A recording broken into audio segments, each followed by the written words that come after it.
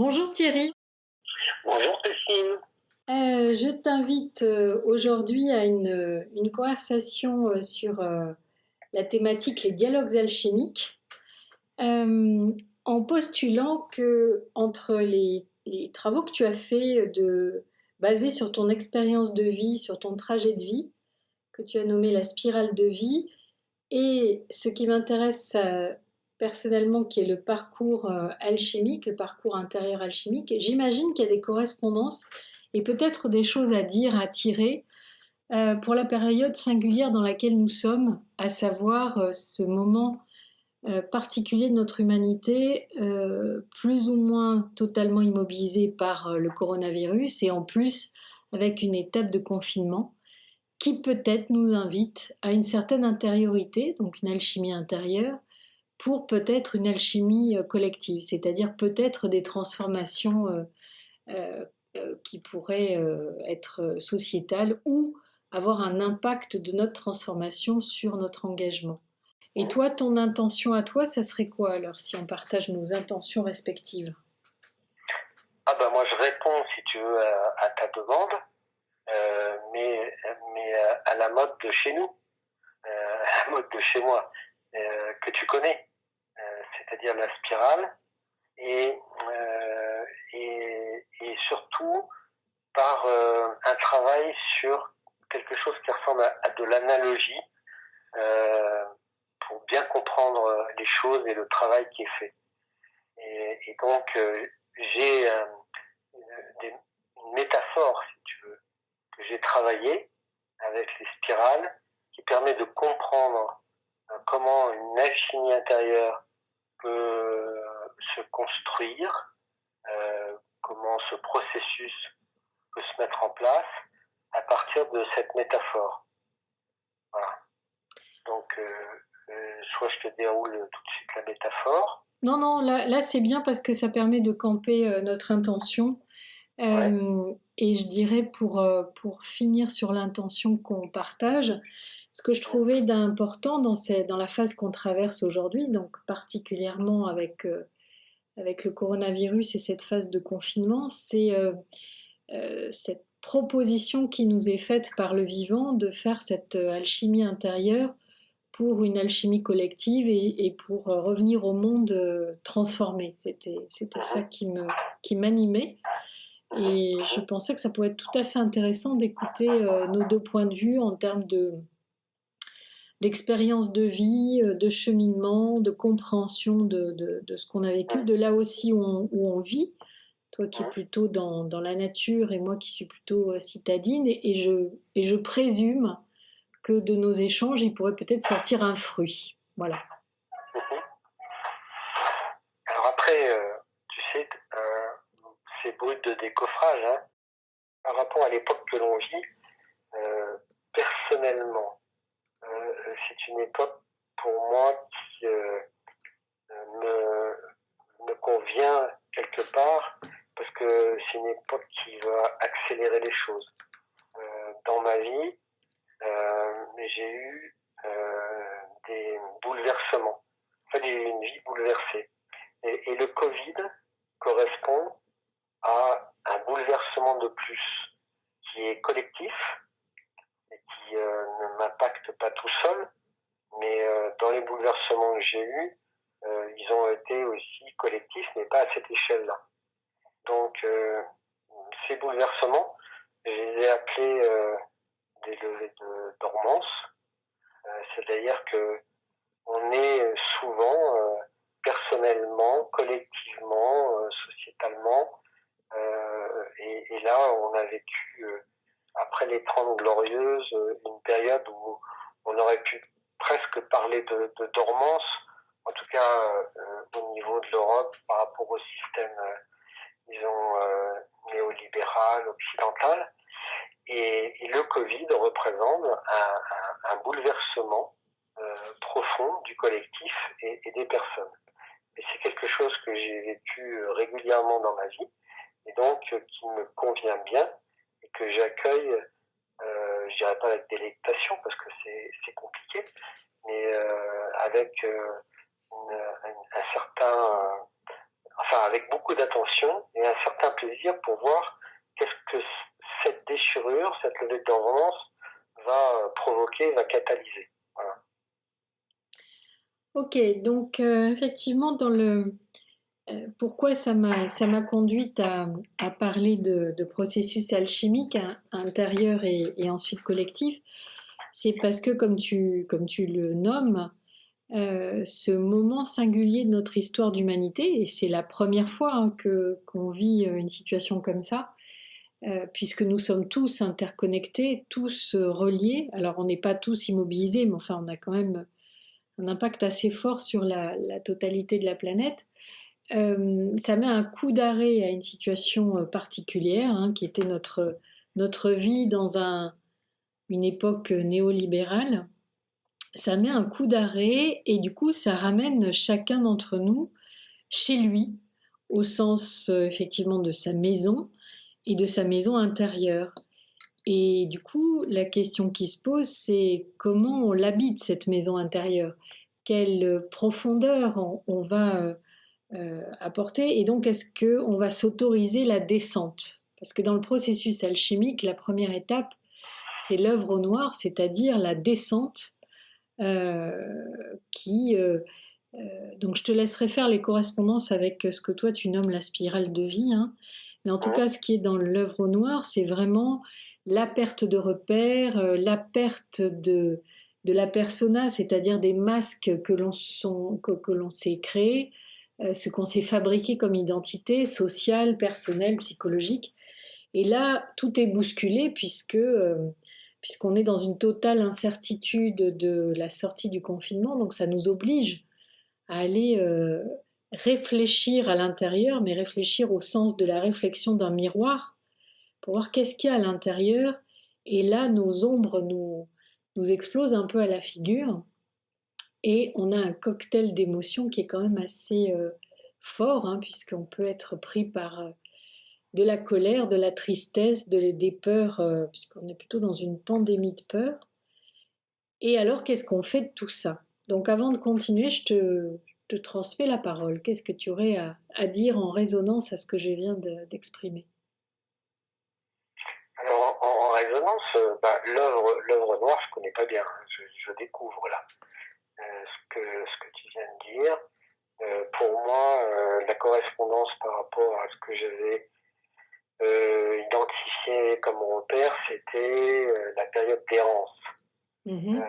C'est une période qui est toujours délicate quand on n'y est pas préparé, et notamment au niveau de l'adolescence, parce que quand on a une levée de dormance importante, la mort d'un proche, un accident, tu vois, une maladie, ou attraper une religion, par exemple, quand tu es adolescent, c'est très compliqué, l'errance, parce que tu n'as pas assez de contexte pour pouvoir te défendre et tu te laisses vite embarquer alors dans le noir dont tu parles ou dans l'adhésion, la croyance, la religion.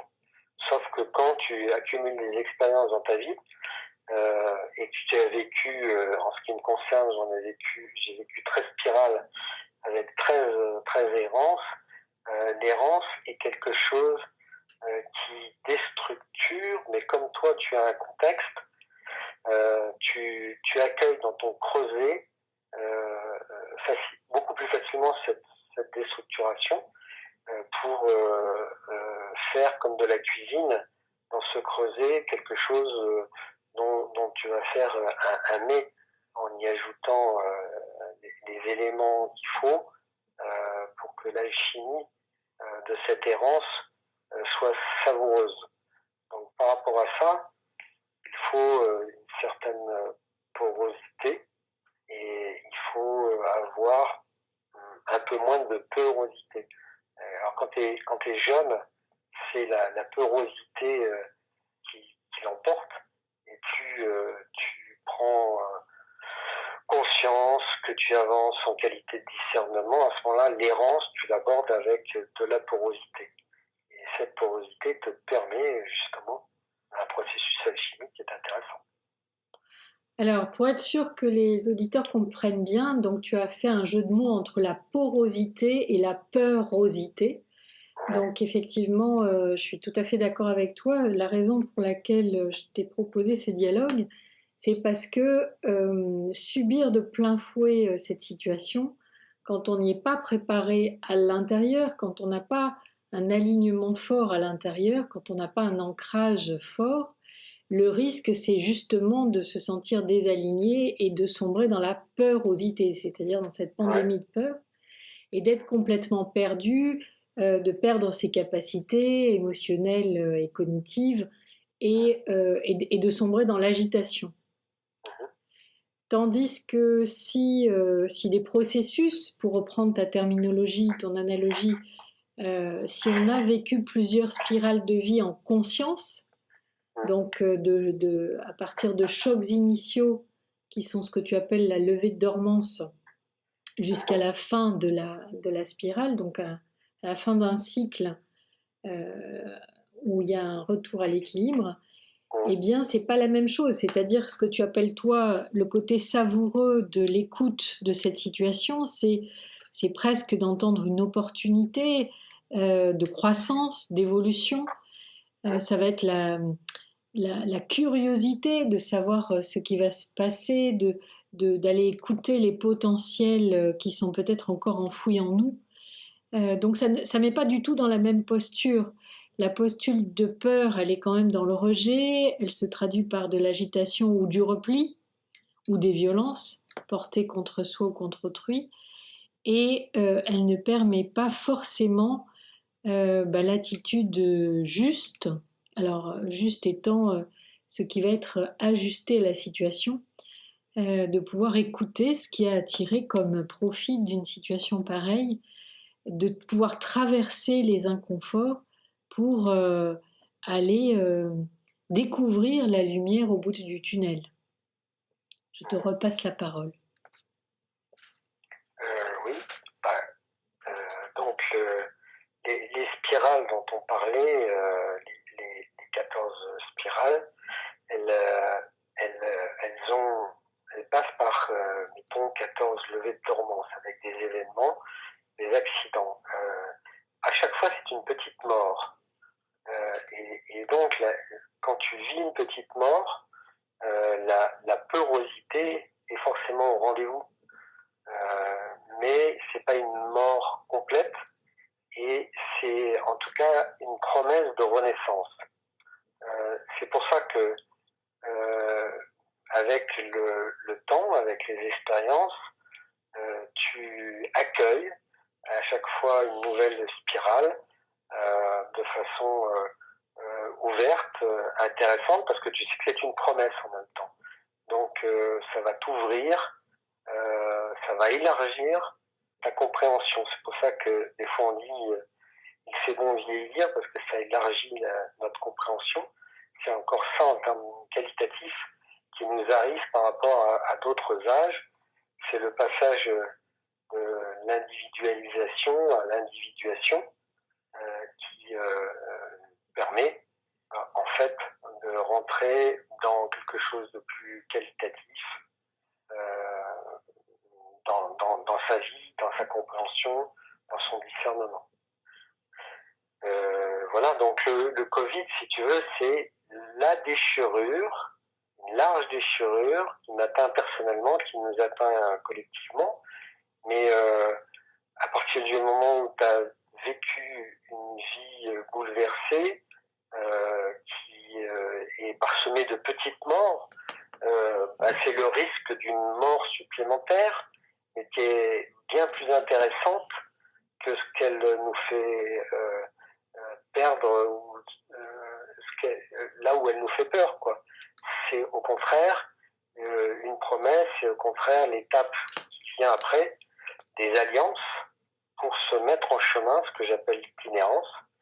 Donc il y a la levée de dormance, il y a les alliances, parce qu'on se retrouve pour le coup dans une déchirure comme le Covid, au même stade pour beaucoup de personnes, et donc les alliances vont être beaucoup plus fortes que quand c'est des déchirures personnelles ou des itinéraires personnels personnel. C'est-à-dire, par exemple, quand tu arrives comme néo-rural, ce qui m'est arrivé dans un territoire qui n'était pas le mien, voilà, je suis dans une errance, je retrouve des néo-ruraux et je commence un chemin au monde des associations, c'est ce que j'appelle l'itinérance.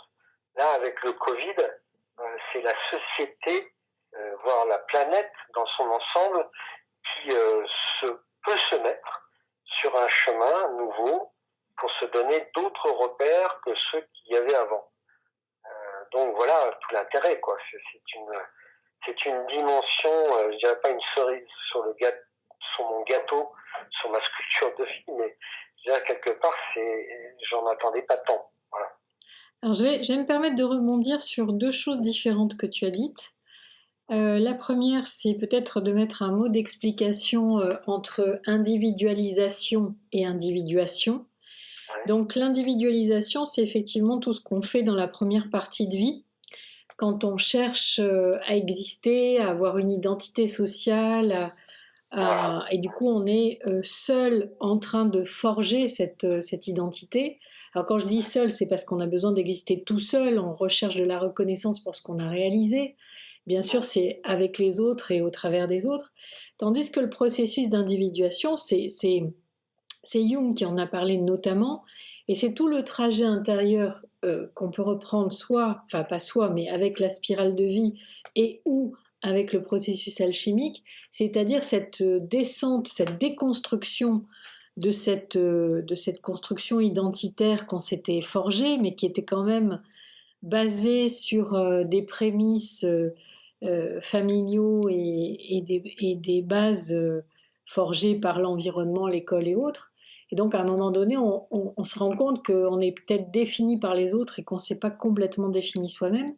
Donc, l'individuation, c'est tout le processus intérieur où on va essayer de comprendre qui on est finalement, quelle est cette nature profonde que nous avons, que nous sommes. Et c'est là qu'on commence à faire la rencontre avec l'âme, ou en tout cas, on commence à s'intéresser à ce sujet-là pour arriver à faire le distinguo entre quelle est ma personnalité et quel est ce qui est au plus profond de moi. Et là, on comprend qu'il y a un moi d'un côté, un ego qui nous pousse à agir et peut-être quelque chose encore plus profond.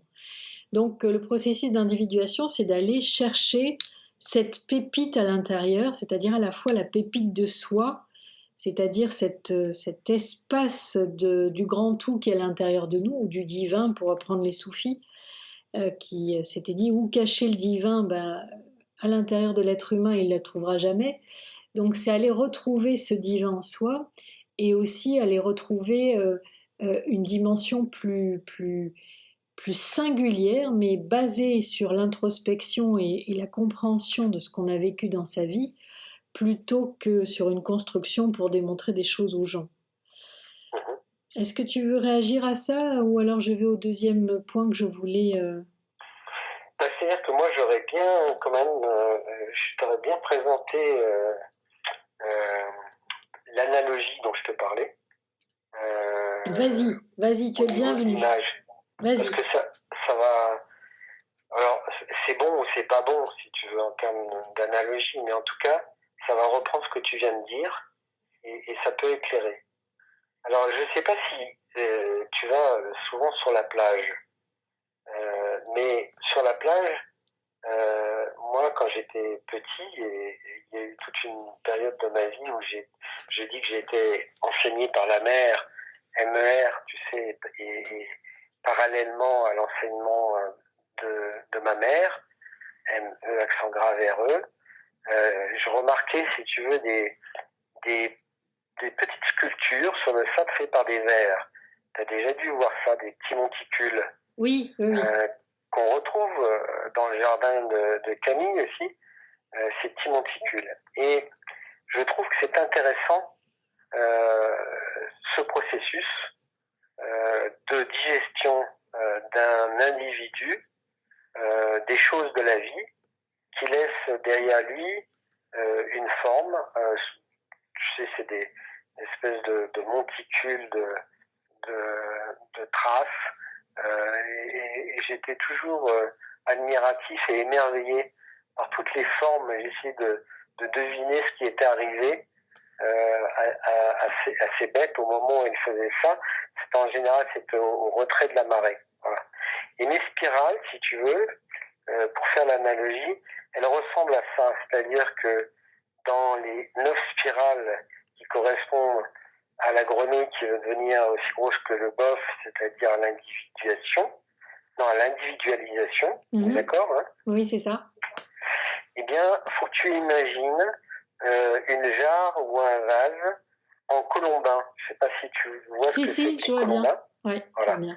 Bon, et donc, tu vois 9 spirales avec le sculpteur qui s'ajoutent les unes sur les autres et qui commence à dessiner une jarre. Cette jarre, je l'appelle un creuset. Et le creuset, c'est ce qui permet d'accueillir, si tu veux, le processus alchimique. Donc, jusque-là, tu me suis.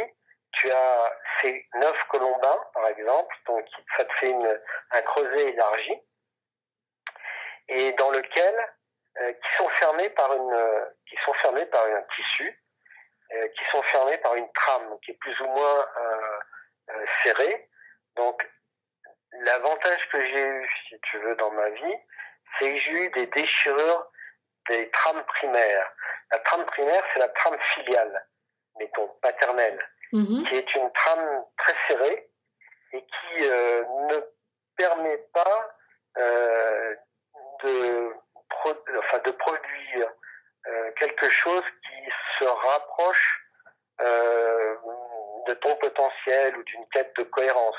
Tu es dans une reproduction, si tu veux, parce que les éléments qui arrivent extérieurs ont du mal à pénétrer. C'est une trame qui, pour le processus alchimique, ne laisse pénétrer que peu de choses d'un point de vue de la métatrame qui serait la trame des principes du vivant, si tu veux. Donc elle a quelque chose d'imperméable, sauf que à partir du moment où les spirales s'accumulent et que les déchirures, c'est-à-dire les levées de dormance, arrivent, à ce moment-là, dans les trames primaires, tu as la trame sociétale, c'est-à-dire la société dans laquelle tu es. Moi, c'était la société d'Auvillaise.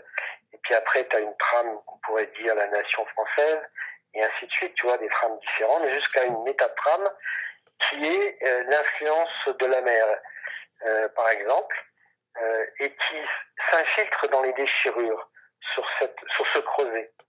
Donc, l'avantage d'une vie bouleversée, c'est d'avoir une vie déchirée. C'est-à-dire que tes trames qui étaient très imperméables se déchirent et laissent passer des influences plus naturelles. Par exemple, quand je dis j'ai été élevé par la mer, MER, c'est parce que j'ai perdu mon père à 3 ans et que ça a été une déchirure, si tu veux, forte dans la trame familiale. C'est un des fils de la trame qui s'arrête avec la mort du père et qui laisse passer, si tu veux, des influences. Et c'est pour ça que je me suis présenté enseigné ou prêt à accueillir les enseignements de la mère MER. Et donc, c'est par analogie, ce creuset est un creuset où il tombe un certain nombre d'ingrédients, d'influences qui vont faire alchimie à l'intérieur et dont tu vas te nourrir. Voilà. Quand tu te nourris progressivement, comme le ver de terre, tu files, tu vois, sur le rebord du creuset et tu montes en hauteur et le niveau ou la quantité des éléments d'influence se monte en même temps. Donc, si tu veux, de cette façon, j'ai eu du bol de pas avoir de pas avoir de bol dans ma vie, mais en même temps, j'en ai jamais eu ras-le-bol parce que je me nourrissais de ce processus, de cette alchimie qui était dans le creuset. Et c'est ça qui m'a permis de continuer à faire ce qu'on appelle du colombin.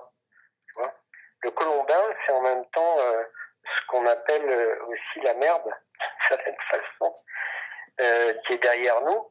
Alors, ça peut s'incarner par des choses qui peuvent être très concrètes, hein, des maisons familiales d'éducation rurale, une ferme, le démarrage de BioVallée, la présidence de la communauté de communes. Tu vois, ça s'illumine ce sillage de choses qui, comment on pourrait dire, illustrent le creuset sur l'extérieur.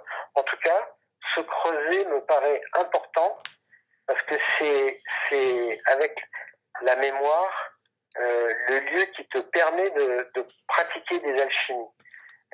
La dernière alchimie est une triple influence. Moi, je parle d'une triple alliance ou influence. Ça a été le loup, le cancer et les cobies. Cette articulation d'influence entre le loup, le cancer personnel métastatique, où j'avais 3 ans d'espérance de vie, et la visite et l'interconnaissance avec les coquilles, ont eu un effet alchimique très intéressant, parce que le loup tout seul, qui rentrerait dans ce creuset, aurait été dans le noir, peut-être comme tu dis, dans une forme de morbidité, si tu veux, puisque le loup, c'est l'empêcheur de tourner en rond, c'est le tueur, et par rapport à la modernité. Sauf que avec les coquilles et avec le cancer, à un moment donné, il y a une transmutation. Je pense que dans l'alchimie, il y a ce mot qui arrive, aussi accolé à l'alchimie. Il y a une transmutation qui peut être positive, des effets négatifs. Le loup, quand il arrive, il est négatif. Le cancer, quand il arrive, il est négatif. Avec les cobies, qui sont une autre façon d'être au monde, en relation à la loi des origines et au principe du vivant, tout d'un coup, si tu veux, le loup te remet dans un autre monde. Tu es une espèce parmi d'autres espèces. Le monde, d'une certaine façon, se réenchante autour de toi, parce que tout l'environnement qui était banalisé autour de toi, bah, il devient éclairé par les yeux de la meute, et les effets positifs du surgissement du loup apparaissent. Et de la même façon que le cancer, qui pourrait être une descente aux enfers, et ben ça peut être une forme d'aiguillon sur l'intensité, la puissance du moment présent, et savourer chaque jour au quotidien. Donc la triarticulation entre le loup, le cancer et les coquilles dans ce creuset est assez intéressante. Et elle s'articule, ou disons elle se met en gestation d'un dépassement, de quelque chose, parce qu'il y a ce creuset, parce qu'il y a cette expérience, si tu veux, des anciennes spirales, qui, avec la mémoire, te permettent de construire ce creuset. S'il n'y avait pas ce contexte, l'alchimie ne fonctionnerait pas, et il n'y aurait pas de métamorphose du négatif en positif.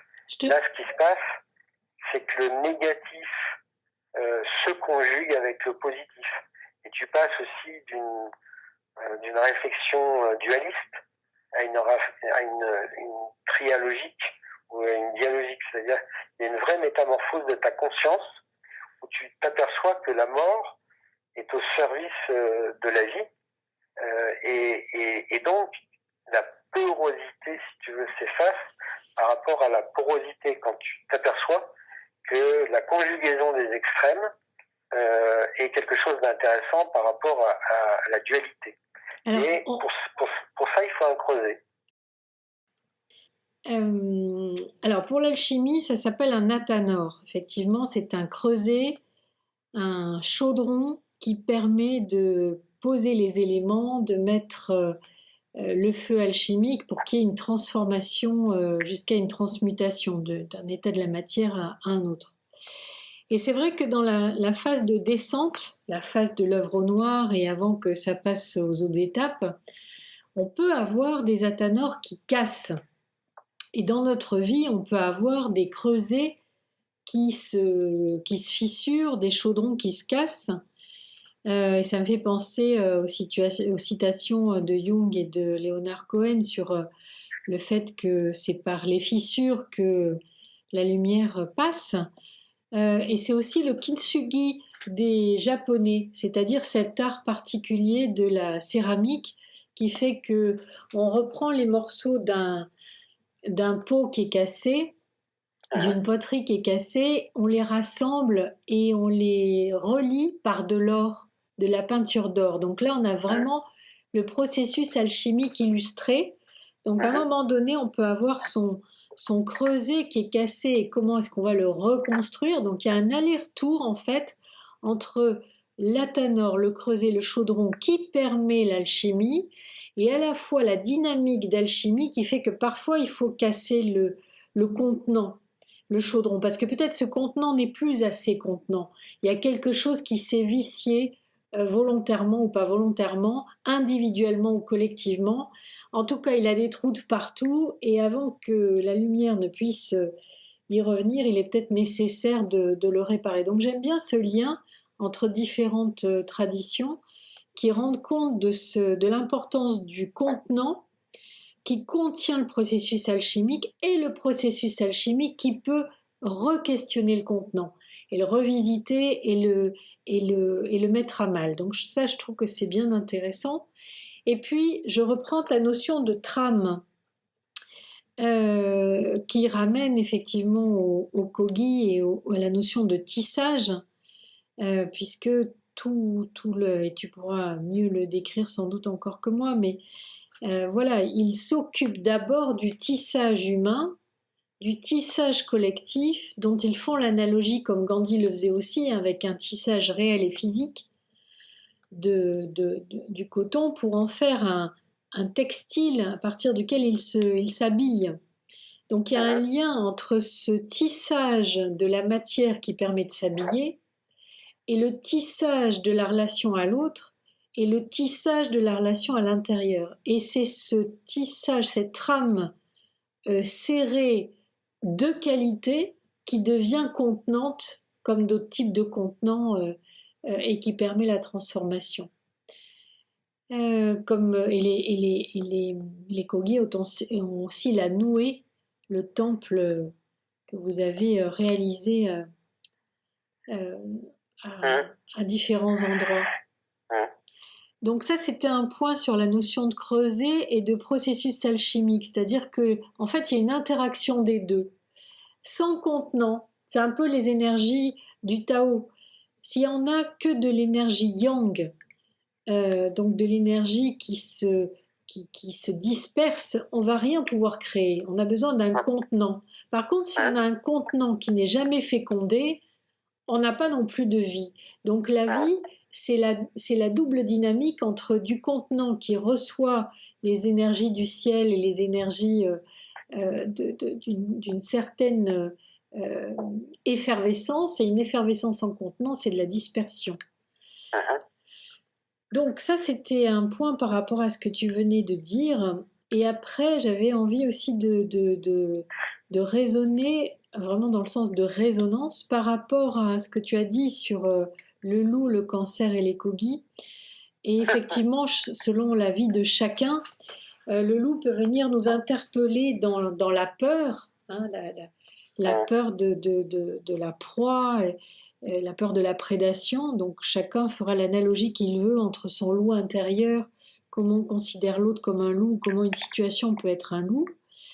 Le cancer qui vient chercher dans la chair, en tout cas c'est ce qui t'a été proposé à toi, donc c'est très fort, c'est très puissant, et on voit bien que plus on est éprouvé profondément dans sa chair, que ce soit dans son corps ou dans ses émotions, quand on est vraiment raviné à l'intérieur, effectivement, c'est là que des transformations peuvent s'opérer.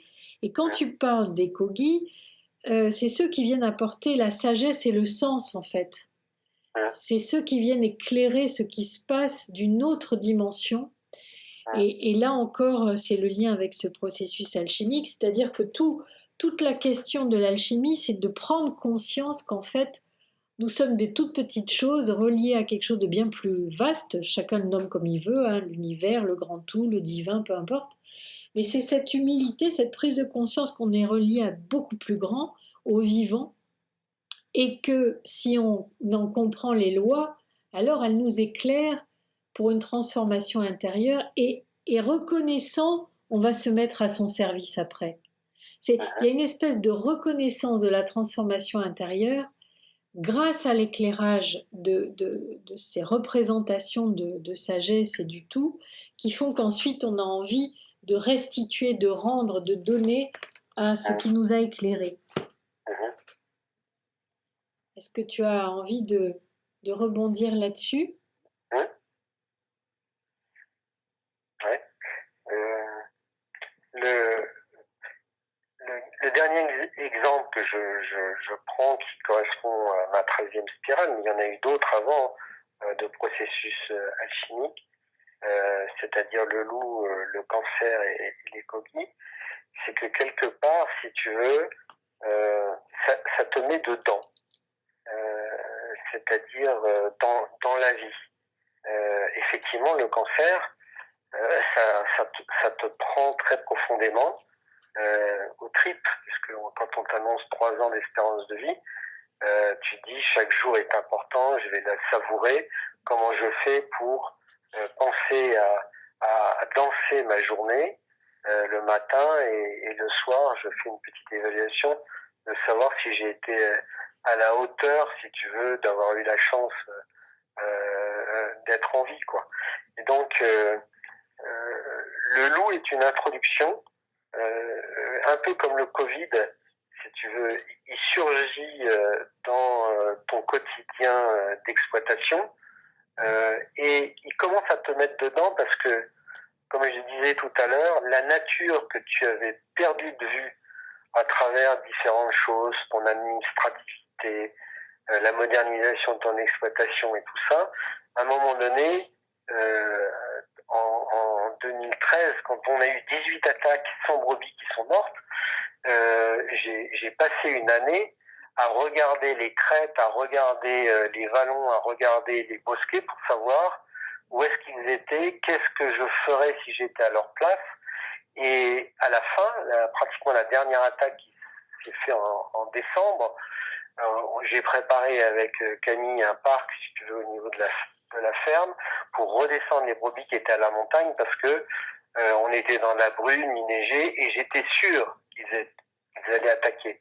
C'est-à-dire qu'à la 18e attaque, pratiquement les yeux des loups étaient derrière mes yeux, où m'avaient, si tu veux, investi d'une certaine façon et m'avaient mis dedans. Dedans, c'est complètement différent que d'être devant. Quand tu n'es pas imprégné de force, comme l'a fait le loup, jusqu'à avoir un cancer, puisqu'il est aussi responsable du cancer, tu es devant, c'est-à-dire tu commentes des choses, tu parles des principes du vivant, tu parles de la loi des origines. Et quand tu es devant les coquilles, tu sens bien qu'eux, ils sont dedans, tu comprends ce qu'ils disent, mais tu es devant toi. Donc,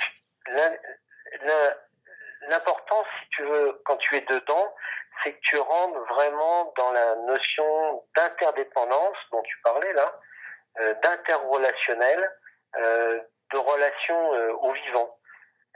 Et ça, c'est une expérience très intéressante d'être immergé dans le dedans. Après, le va-et-vient entre le devant et le dedans, c'est ce qu'on fait en ce moment quand on en parle, si tu veux. Parce qu'on théorise les choses quand je parle des spirales et tout ça. Mais en tout cas, on ne peut pas avoir des mots qui sont en deçà de ce que l'on vit.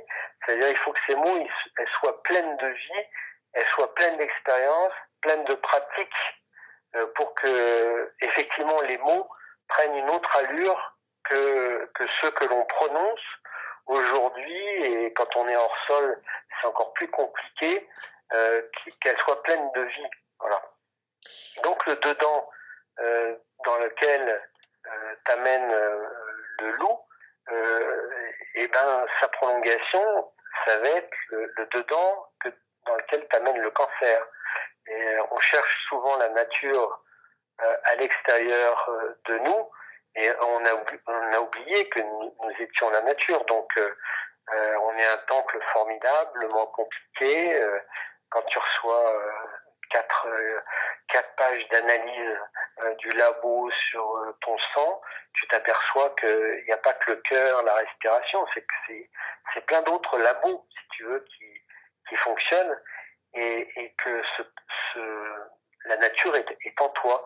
Donc à un moment donné, tu peux aussi te dire, tiens, la nature qui est très très résiliente, quand on la voit s'activer avec le retour du loup, avec l'ensauvagement et tout ça, tu peux te dire, ben, la nature en moi, c'est la même, elle a cette puissance de résilience, et tu peux rentrer dans une forme de confiance dans ton corps à résoudre le problème du cancer. En fait, le cancer, quand il y avait le loup, mais il n'y avait pas que ça comme influence négative, je me suis dit j'allais avoir un cancer, c'est moi pratiquement qui l'ai provoqué dans ma représentation. Mais après, quand tu construis une confiance en toi, et ben tu construis, tu laisses la résilience se mettre en place.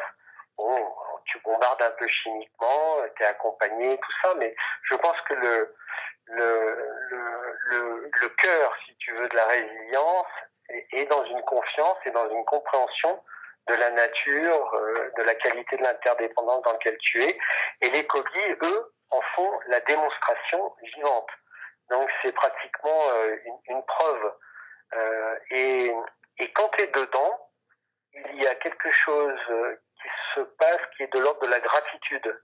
C'est-à-dire avoir cette capacité de résilience et d'être vivant génère de la gratitude, de la joie et de la recherche de la beauté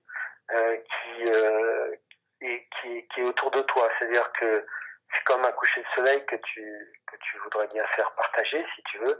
Tu as envie de faire partager ces chemins de résilience, c'est-à-dire la réussite de cette alchimie intérieure, elle contamine jusqu'à l'extérieur, si tu veux.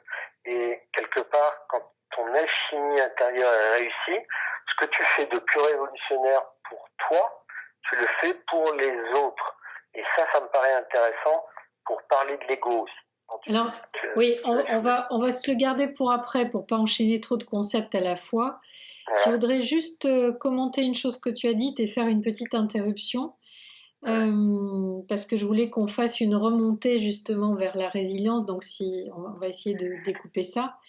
Là, ce que tu viens de dire, pour rester sur la notion d'avant, c'est l'importance de l'incarnation.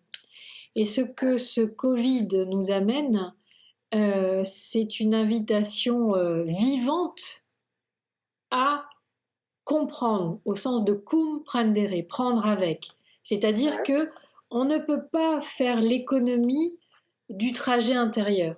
En plus, la durée des semaines fait que les uns vont avoir vécu ça à la première, à la quatrième, à la sixième, peu importe quand, mais il y a un moment où ça vient travailler au corps, ça vient travailler à l'intérieur. Il y a quelque chose qui se passe en soi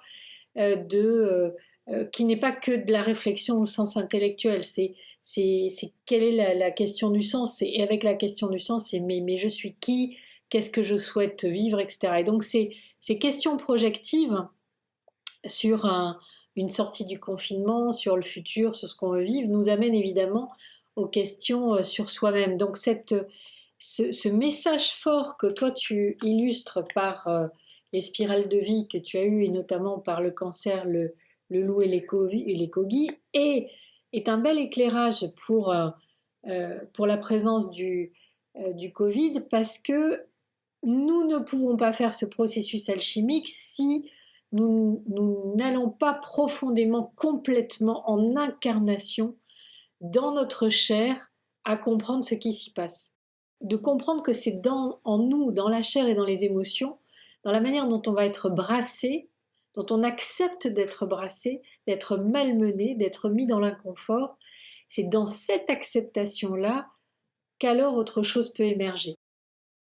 Donc c'est un petit peu le trajet qu'on se proposait dans cette conversation, c'est-à-dire d'arriver à faire le parallèle avec une situation globale qui nous est proposée, qui nous invite à faire ce processus alchimique entre une descente à l'intérieur dans nos ombres pour remonter vers une autre évolution, vers une nouvelle époque, vers une renaissance. Est-ce que tu aurais quelque chose que tu aurais envie de reprendre par rapport à ce point-là pour qu'on puisse repartir sur cette piste de résilience? Oui. Par rapport au Covid, hein, c'est ça. Eh bien, qu'est-ce que je pourrais dire? Je pourrais dire que je suis vacciné du Covid par le cancer déjà. Mhm. Et toutes les autres petites morts, si tu veux, que j'ai accueillies, qui étaient des promesses de renaissance. Donc, quand je dis je suis vacciné, c'est au sens pas forcément propre, mais au sens de ma capacité psychologique à accueillir le Covid. Après, moi je pense qu'il va falloir prendre un peu de distance, de recul par rapport à cette sidération dans laquelle on est et pas vouloir tout de suite, si tu veux, en tirer des conséquences. C'est sûr que c'est intéressant de surfer sur une vague. Quelquefois, il faut savoir surfer parce que sinon tu te ramasses. Tu as déjà vu les surfeurs au Pays Basque. Mm. Et surfer le Covid est peut-être pas bon parce que c'est une grosse vague qu'on connaît pas bien et qui mérite une attention pour savoir la prendre. Je trouve en tout cas, si tu veux, que le Covid est surjoué par les médias. Quand on a été vacciné, si tu veux, psychologiquement par rapport à cette éventualité, je suis sidéré par l'impact que ça a au niveau planétaire, mais je trouve que c'est surjoué au niveau des médias, où tous les soirs tu as le nombre de morts, tu as le nombre de lits libérés. C'est assez incroyable, si tu veux, que cette sidération se traduise de cette façon-là et ne se traduise pas par des choses qui sont de l'ordre d'un peu plus de recul, d'intérêt sur le moment que l'on vit, de comparaison aussi avec les morts, parce que les morts du cancer, si tu veux, sont très très importants en nombre, et les morts d'autres maladies. Et donc, je comprends pas forcément cette médiation. Bon, c'est lié, je pense aussi à l'arrêt économique qui, là, pour le coup, nous angoisse parce que ça a plein de conséquences et sur la recomposition de l'économie avec des valeurs et comment on pourrait dire, des priorités qui n'étaient pas celles qui étaient avant. Donc là, je pense que forcément les médias s'y intéressent, mais je trouve que tout d'un coup, il y a quelque chose d'un petit peu exagéré. Et qui fait que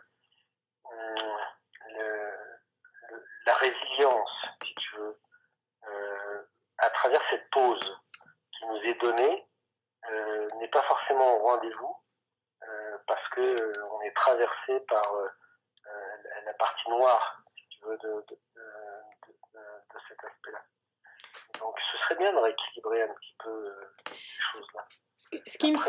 Ce qui me semble en t'écoutant, c'est que, en fait, si je reprends les termes que tu as employés tout à l'heure sur être devant et être dedans, curieusement, sur le discours, on pourrait imaginer qu'en en parlant tout le temps, on est dedans, mais pour moi, on est devant.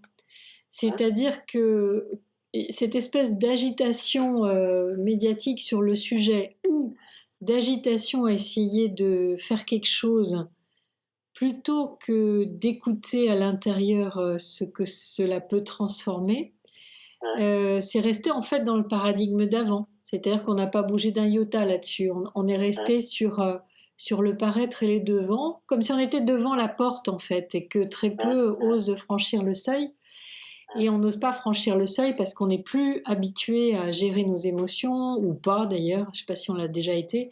Enfin, on n'est pas équipé pour gérer ça, donc on ne sait pas gérer la peur, la colère, la tristesse et compagnie. On a peur de la souffrance et on est complètement démuni face à la mort. Michel Serres le disait suffisamment en son temps.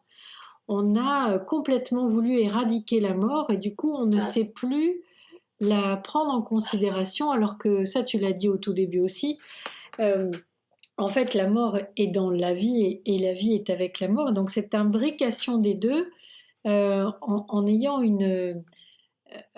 aller jusqu'au bout de la modernité et de la logique du progrès qui est qu'on aura tout dominé, dont la mort, par exemple par le transhumanisme ou autre, c'est-à-dire qu'on veut s'en exempter, on veut sortir de notre condition finie pour être dans une immortalité rêvée, nous prive complètement, là tu parlais de hors-sol, nous prive complètement de la proposition de l'incarnation qui est de vivre quelque chose qui n'a de sens qu'avec la finitude, ce que rappelait il n'y a pas très longtemps François Cheng à la Grande Librairie. C'est parce qu'il y a la finitude et la limite que ça fait goûter la vie.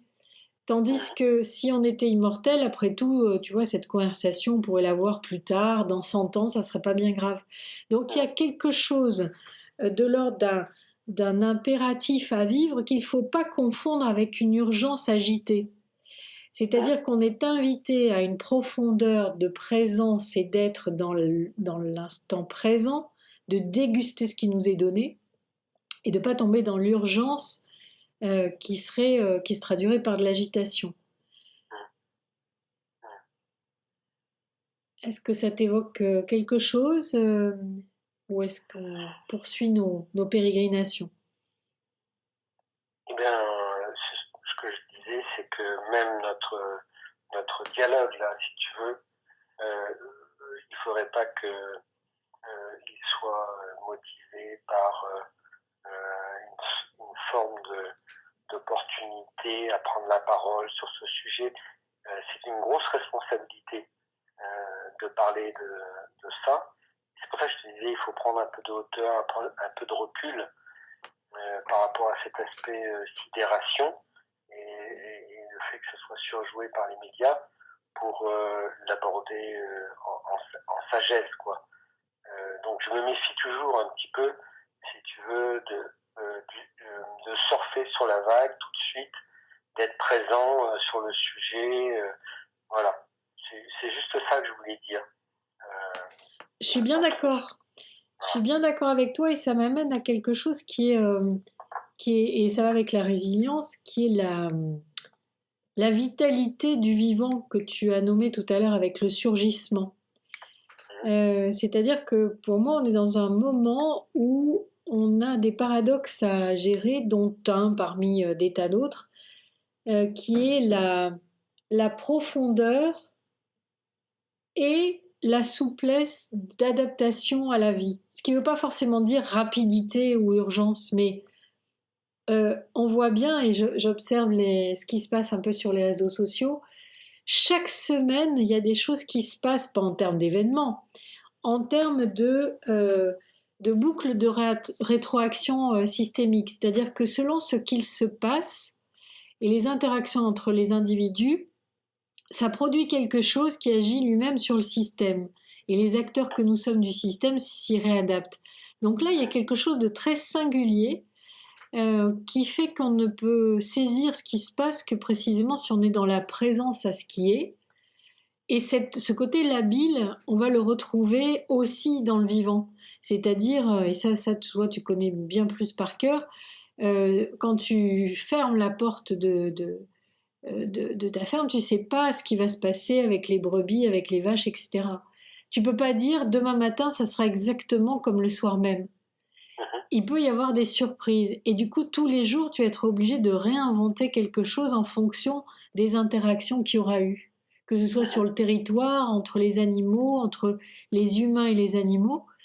Et c'est de ça dont je veux parler. Donc il y a une différence pour moi, et pour moi là on touche à une forme de la résilience, il y a une différence entre s'emparer de quelque chose du vivant en étant devant et en faisant une opportunité de quelque chose d'égotique, et essayer de comprendre avec, d'être avec et d'essayer de danser avec, de comprendre ce qui se passe et de manifester une souplesse d'adaptation.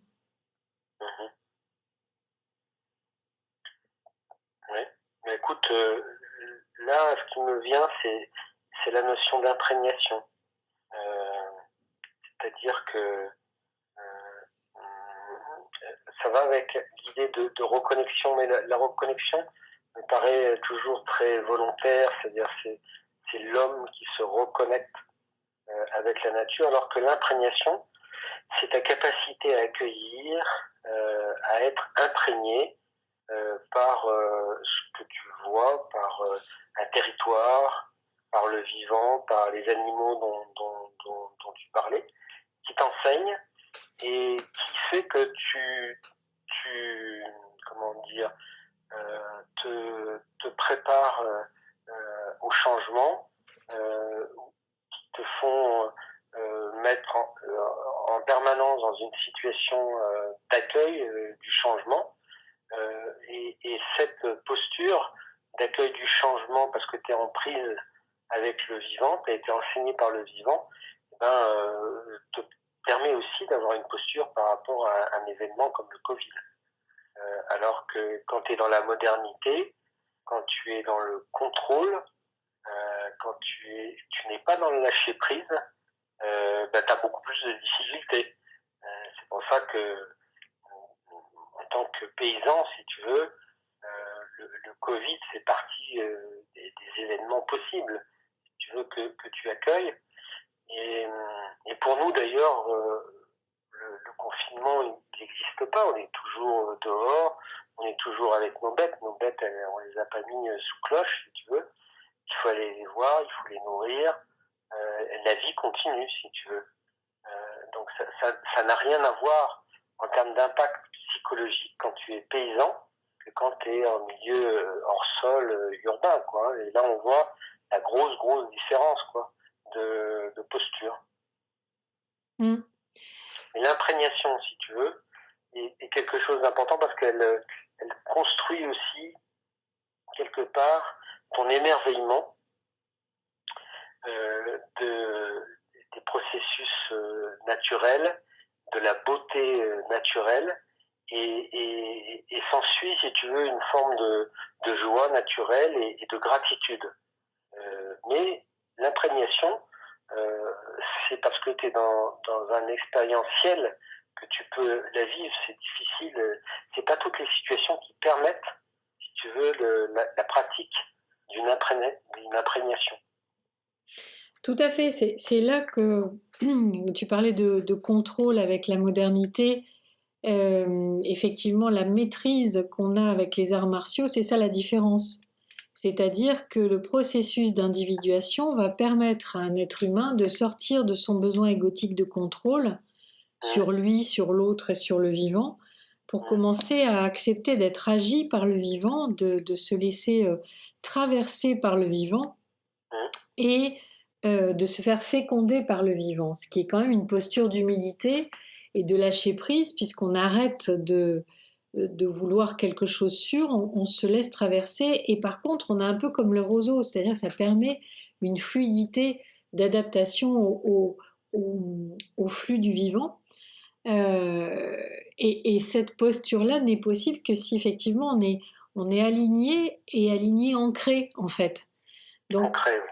et donc cet ancrage, effectivement, il est beaucoup plus facile, enfin, façon de parler, hein, quand on a les pieds dans la nature, mais on sait bien qu'il y a des hors-sols dans la nature aussi. Mais parce que cet ancrage, c'est pas que de vivre dans la nature, c'est d'être en communion avec la nature, de la ressentir, de la percevoir, de se faire habiter par ce vivant-là. C'est ça qui est important. Et dans les villes, on est de nature hors sol, puisqu'on n'a pas les pieds dans la terre, mais on peut aussi trouver des gens qui sont très alignés, très ancrés, par rapport à d'autres personnes qui sont dans la nature et qui ne le sont pas. Donc il y a quelque chose de l'ordre de... On va être aidé quand on est dans une proximité avec la nature parce qu'elle va ralentir notre rythme mental. Hein. Très souvent, les gens le comprennent et le disent, se rendent compte que tout d'un coup, le nombre d'idées à la seconde diminue, que en général la parole au bout d'un moment aussi diminue, parce qu'on on commence à se sentir pris par le rythme de la marche en osmose et en symbiose avec la nature, et on commence à être agi par elle, on change de rythme, et c'est là qu'on rentre dans l'émerveillement. Tout d'un coup, on ouvre les yeux, on arrête le téléphone, on regarde, et on est abasourdi par la beauté d'une fleur et autre chose. Et c'est cette communion avec la nature qui va nous enseigner. Saint Bernard disait que ses plus grands maîtres avaient été les arbres. Donc c'est d'arriver à se rendre compte que dans toute la nature s'exprime, après selon ses croyances, le divin, le grand tout, le grand esprit, peu importe, mais quelque chose d'au-delà de nous-mêmes qui est tellement magnifique et généreux. Il y a aussi quelque chose qui est touchant quand on est dans la nature, c'est la beauté et la générosité. Et je pense que quand on est à l'écoute du vivant, on peut être à l'écoute de cette générosité. Et c'est là que vient ce que tu dis sur la gratitude. La gratitude de la beauté, la gratitude des bienfaits qu'elle nous prodigue, et la gratitude d'être transformé. Enfin, ça, c'est dans la version où on se promène, hein, parce qu'après, dans la version comme toi, tu es, où tu as eu carrière à composer avec elle pour les animaux, c'est pas toujours l'émerveillement. Comme tu disais, il a fallu le loup pour venir bousculer des habitudes, des routines, des enfermements à ne plus voir ce qui t'environnait en fait. Oui, oui, il y a des. On croit, si tu veux, quand on est dans un expérientiel paysan, si tu veux, qu'on est dans un contrat naturel avec la nature. Et en fait, on passe d'abord par ce qu'on appelle le pacte écologique, c'est-à-dire essayer d'habiter le territoire, si tu veux, ou la ferme, en conscience, en faisant attention par rapport à l'eau, par rapport aux pesticides, par rapport à la chimie, en regardant différemment les sols, comme des sols vivants. Mais ça, c'est une façon d'habiter, si tu veux, la Terre. Ce qui est complètement différent, je pense, c'est une autre dimension, c'est d'être habité par le territoire, ce dont tu viens de parler, comme les coquilles. Parce que, par exemple, quand on parle d'un territoire école, c'est amusant. Dans le cadre de la BioVallée, je parlais d'un territoire école et tout le monde se disait, mais oui, avec toutes les belles réalisations que vous avez faites, que vous avez d'un point de vue associatif et tout ça, mais jamais on passe à la dimension de c'est le territoire qui vous enseigne. C'est le territoire, vous pouvez être habité par le territoire. Donc il y a une dimension qualitative dans le contrat naturel dont parlait Michel Serres, où il y a une réciprocité d'enseignement et où tu peux être enseigné par le loup, où tu peux être enseigné par les moutons, tu peux être enseigné par l'arbre dont tu parles. Et ça, c'est encore autre chose. Et c'est culturellement, c'est très très difficile, si tu veux, de l'envisager. Et quand je parlais de ce slogan de passer du paysage, c'est un territoire objet, au paysage, un territoire sujet, et bien le paysage, c'est celui qui nous enseigne. C'est pas celui où les humains sont devenus sages, si tu veux. Il y a une forme de sagesse, bien plus que ça. C'est d'accepter le retour d'enseignement et où la nature devient une actrice, tu vois, au niveau de l'enseignement. Voilà. Tout à fait. Je pense que c'est ce qui, avec le virus, là, c'est ce qui nous est offert. C'est-à-dire que comme on est quand même majoritairement citadins maintenant, euh, à envisager que la nouvelle époque, peut-être de démocratie ou de concept politique, pourrait reposer sur un contrat naturel et non plus un contrat social qui excluait à cette époque-là, hein, au moment des Lumières, on excluait complètement la nature autrement que d'en faire un usage. Revenir à cette notion de contrat naturel, c'est justement là que les peuples premiers, par le plus grand des hasards, réapparaissent, parce qu'on se soucie de savoir qu'est-ce qui fait qu'ils sont pérennes, tandis que toutes les civilisations humaines sont mortelles. Et donc il y a quelque chose là qui fait que c'est parce qu'ils sont en harmonie avec le vivant, enfin plus ou moins, parce que tous les peuples premiers ne sont pas égaux là-dessus non plus, mais en tout cas pour ceux qui sont encore vivants, il y a quelque chose de l'ordre de l'harmonie qu'ils ont trouvé avec les principes du vivant, cette humilité de se faire apprendre du vivant et de suivre ses lois, alors que nous, on a créé des lois hors sol, des lois humaines pour régir les humains et tout le reste. Et si effectivement on revient au contrat naturel, ça sera la plus grande victoire du vivant via le coronavirus ou via ce qu'on veut. C'est-à-dire que, comme tu le dis, comme vous le dites dans l'environnement de l'EPNS aussi, c'est comment faire pour apprendre à être enseigné par la vie et non plus être un sujet d'un côté avec la Terre qui est un objet, mais se rappeler qu'elle est un sujet et qu'elle est un grand sujet et qu'on est un petit sujet en face.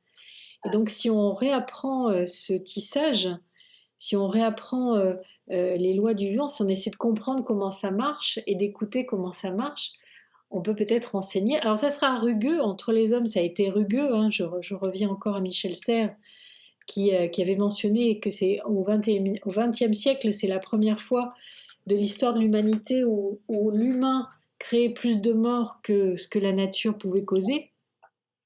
Donc on s'est fait un mal fou, donc on n'a rien à craindre de la nature. Je ne sais pas si elle pourra en détruire plus que ce que nous, on s'auto-détruit. En revanche, peut-être que si on signe un nouveau contrat naturel avec elle, peut-être qu'on pourrait revenir à la vie, à la vraie vie, et à la résilience dont on parlait tout à l'heure, c'est-à-dire à retrouver ces lois de résilience, à trouver les interstices dans les murs dans lesquels l'eau se glisse pour couler, ou à travers les rochers, et du coup retrouver cette fluidité, cette souplesse, cette flexibilité qui est propre au vivant. C'est ce que Darwin avait dit d'ailleurs en parlant des espèces les plus adaptées et pas les plus fortes qui arrivent à survivre, et c'est de ça dont il s'agit. Est-ce que on va bien vouloir faire le trajet, intérieur et collectivement, pour nous adapter et nous réinventer en tant que tel? On pourra peut-être faire une nouvelle humanité dans ce cas-là. Oui, il y a trois contrats pour moi qui sont en triarticulation. C'est le contrat personnel, donc c'est tout le travail sur l'alchimie intérieure. Il y a le contrat social et le contrat naturel. Sauf que il faut les imaginer en articulation les trois contrats, les uns avec les autres, et dans une réciprocité.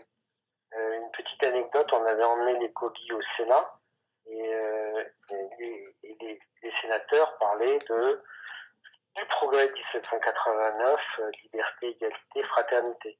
Les Kogi avaient bien écouté, et je fais court, hein, et ils avaient dit ok, la fraternité, chez nous, c'est lié à la loi des origines. Nous sommes les enfants de la terre, ça ne se discute pas. Et donc il ne faut pas attendre 1789. C'était une constituante, cette valeur, chez nous, de notre organisation, de notre contrat social. Et donc, il faisait la démonstration, si tu veux, que toute la constituante ou la constitution chez eux était liée au contrat naturel, c'est-à-dire à la loi des origines.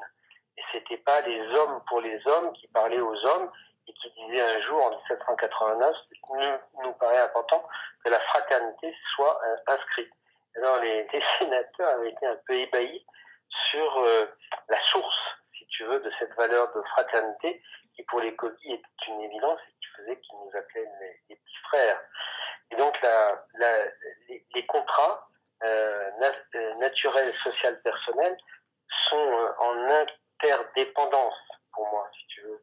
Et c'est ça qui est intéressant, parce qu'ils se nourrissent les uns les autres, et on ne sombre pas dans le pur contrat social qui a fait qu'à un moment donné, quand le socialisme s'est développé ou le communisme, on a vu les difficultés dans lesquelles on était par rapport au développement personnel et au contrat personnel ou au contrat naturel, puisque l'écologie n'était pas à l'ordre du jour à cette époque dans le contrat social, bien que ce contrat social soit intéressant, mais il était mutilé des deux autres contrats.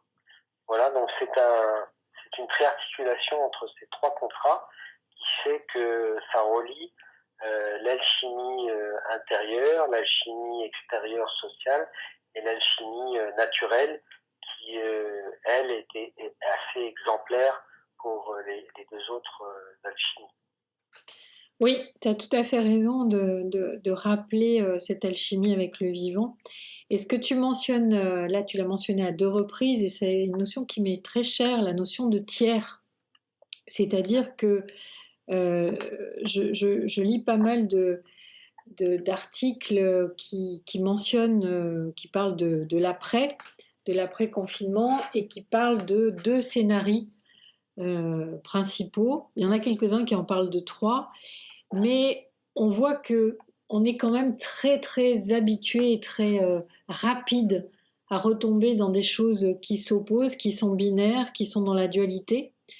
Et dans le parcours alchimique, justement, dans le processus d'individuation, il y a cette notion de tiers, c'est-à-dire que, en fait, c'est comme si on venait sur Terre avec une nostalgie de l'unité, puisqu'on peut rêver d'immortalité, on peut rêver d'infini, on peut rêver d'unité, donc c'est qu'il y a bien quelque chose en nous qui en a la prescience ou la réminiscence, enfin en tout cas il y a quelque chose comme une graine en nous qui a été semée, et certains restent toute leur vie durant dans la dualité, et d'autres essaient de remonter vers cette unité, et pour y parvenir, comme nous ne faisons que l'expérience principalement de l'opposition et du binaire et du deux dans le vivant. Enfin, pas que, hein, parce qu'il existe, j'aime bien souligner qu'entre le jour et la nuit, il y a quand même le crépuscule et il y a aussi l'aube. Donc on a bien aussi dans le vivant la notion du tiers si on sait la regarder. Mais en tout cas, c'est sans doute dans cette voie ternaire, c'est-à-dire dans ce dépassement de l'opposition, d'en recréer par le tiers une nouvelle unité, qu'on va être en capacité de dépasser les clivages et d'aller plus vers de la fraternité, de l'entraide, de la coopération, de la solidarité, que vers des confrontations violentes, même si elles vont peut-être et sans doute exister. En tout cas, avoir un appétit pour quelque chose qui transcende et dépasse ce qui s'oppose et ce qui est binaire. Est-ce que tu aurais envie de mettre un petit mot de conclusion? On arrive au bout de cette conversation. Est-ce que tu aurais envie de dire quelque chose qui a une résonance particulière que tu as envie de proposer? Écoute, avec Edgar Morin, là, une fois, on discutait de l'avenir. Lui disait qu'il était un pessimiste optimiste, parce que, et cette conversation, on l'avait eue il y a 2 ans, je crois, à Montpellier. Il disait il faut compter sur l'improbable. Et donc, on lui a fait un petit mail en lui disant bravo Edgar, t'avais vu juste au niveau de l'improbable avec le Covid. Et c'est vrai que c'est quelque part une déchirure dans la trame, si tu veux, qui, je sais pas ce mot en grammage, qui nous flèche dans nos habitudes, dans nos façons d'être et tout ça. C'est une déchirure. Est-ce qu'elle va être assez grande, si tu veux, et durable, ou est-ce qu'on va la raccommoder tout de suite avec des propositions de progrès? C'est ça la question. Si on la laisse un peu ouverte, on va être en relation avec la loi des origines, dont je parlais, avec les principes du vivant. Toutes ces influences vont passer à travers la déchirure, si tu veux, et dans les creusets, si tu veux, de chacun. Mais il n'est pas sûr que notre réflexe va être de raccommoder très rapidement la trame qui jusqu'ici nous faisait fonctionner, liée au néolibéralisme, à cette psychologie, si tu veux, de la compétition, de l'extractivisme, du productivisme, de la consommation égale bonheur et tout ça. Et ce raccommodage va vite refermer ce qui était une fenêtre d'influence nouvelle qui venait justement des principes vivants de la loi des origines. Les gogis sont sous ce ciel-là, et pour moi, dans ma vie, il a toujours été j'ai toujours dans cette vie bouleversée, avec ces différentes déchirures au cours des spirales, profiter de ces déchirures pour attraper et regarder le ciel à travers la trame qui était déchirée. Maintenant, est-ce qu'on aura le temps, si tu veux, d'emmagasiner les nouvelles influences pour construire quelque chose? Je ne sais pas. Je pense en tout cas que le réchauffement climatique, lui, sera un Covid beaucoup plus puissant, beaucoup plus global. Ce serait intéressant qu'on ne loupe pas notre chance en faisant quelque chose de cette déchirure, en tout cas. Oui, bah écoute, oui, je pense il faut peut-être revenir à l'image que tu avais pour la conclusion, là, qui est la spirale, c'est-à-dire qu'on a un phénomène itératif. Là, on a, comme tu le dis, une déchirure, on a un choc, on a quelque chose qui nous arrête pour nous permettre d'envisager autre chose. Donc il y a effectivement des acteurs qui ont cette appétence pour aller de ce côté-là, pour faire autrement, créer autrement.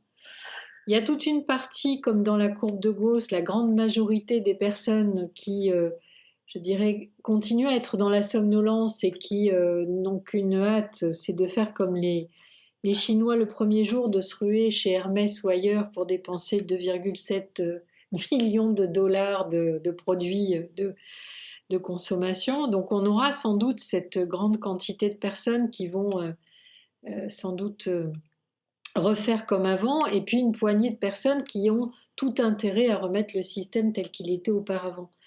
Donc il y aura sans doute, très probablement, un présent imminent pluriel, avec des tendances qui vont aller dans différents sens, et des sens qui peuvent être contradictoires. Ces contradictions qui peuvent se frotter, plus elles se frotteront fort, plus elles se risquent de frotter de façon difficile, et peut-être avec de la violence. Mais il semble qu'à chaque nouveau moment comme ça de l'histoire, on est de plus en plus de personnes qui basculent du côté de la prise de conscience. Donc on peut imaginer que de ce moment coronavirus, confinement, il y a encore plus de personnes qui se sont invitées à la prise de conscience, et peut-être que ça aura un effet. On verra bien. Mais il est fort possible qu'on ait plusieurs spirales en même temps, avec une dynamique court terme, moyen terme, long terme, où des choses s'inscrivent sur des temporalités différentes, très probablement en train de se percuter. Et la question, c'est surtout de savoir qu'est-ce qu'on nourrit, vers quoi on va aller, qu'est-ce qu'on a envie de nourrir. Et si on se met dans un moyen terme, long terme, c'est d'avoir l'humilité de ne savoir absolument pas ce qui va se passer, ça c'est une évidence, et puis aussi de se dire, voilà, on nourrit ça et on ne sait pas si ça va advenir de notre vivant dans une génération ou dans 10 générations. Mais c'est pas grave, on aura peut-être essayé de raisonner avec le vivant et avec les apprentissages qu'il nous fournit. Et si on n'a pas compris, je fais confiance à la vie pour nous resservir le plat de façon encore plus intense, comme elle le fait dans nos vies individuelles. Eh bien, je vais te remercier, Thierry, pour ce moment de conversation alchimique. Et puis, écoute, voyons si quel va être le ciel qui va nous être proposé dans les prochaines semaines. Mais j'espère que ce ciel, il dépendra aussi un peu de nous, et que alchimie intérieure fera qu'on sera un peu des militants plus que des militants du changement. Eh bien, en tout cas, merci beaucoup et à bientôt pour des alchimies en réel.